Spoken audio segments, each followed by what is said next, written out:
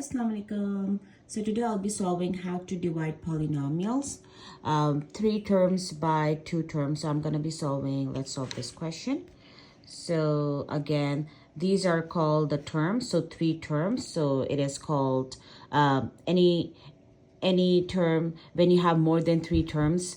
3 terms or more than 3 terms you call polynomials, and if you have 2 terms, then it's called binomial. So we are dividing the polynomial by binomial today. So I have already solved the previous question over here on this sheet. Now I'm going to be solving question number 3 for you friends. So let's write down the question over here. This is so again, this is the dividend and the divisor. So do remember the polynomial goes inside. So I'm just gonna put it inside. So this is n squared plus 10n plus 18. And the divisor is n plus 5. Again, this is a binomial. All right, so now I'm gonna focus one term at a time. So 3 terms, we always focus on the first term. So we know that this is n squared. So I'm gonna see how many times can get n goes into n squared. I'm not gonna worry about 5 for now. So we're gonna do step by step. It's similar to long division. So n can goes into n squared just n time. So I know that n times n is n squared. I'm going to write it down right under it. And then I'm going to multiply this 5 by n. So how many times, what is plus 5 times n is 5n. Plus 5n, I'm just going to write it down under it.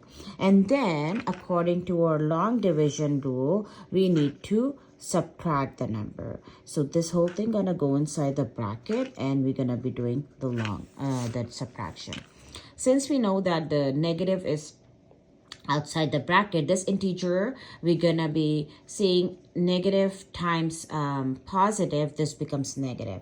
So our 5 is actually becomes negative. We're gonna change the sign. We're gonna change it into negative. Now n is 5 is negative n now. So we'll just ignore this for now. And let's see, positive 10 and negative 5 will give us positive 5n. And then again, there is a positive integer. So positive and negative becomes negative. So this becomes negative, and positive negative is canceled out, and you get nothing over here. It's 0, right? Because this is canceled out. Either you can put a 0 over here, or you can just put nothing. Doesn't make any difference. Now, since we know that we drop down the numbers according to our traditional division, we're going to drop down this number, positive 18 over here. Now, these are the 2 terms left. Again, we're going to focus on n again. How many times can n goes into 5n? Is just plus 5 times. N times 5 is plus 5n. And then 5 times 5. 5 times 5 is positive 25.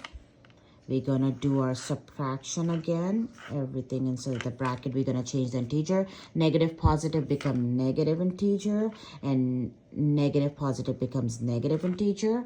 We're going to cancel. We're going to do subtraction over here. Positive negative is subtraction.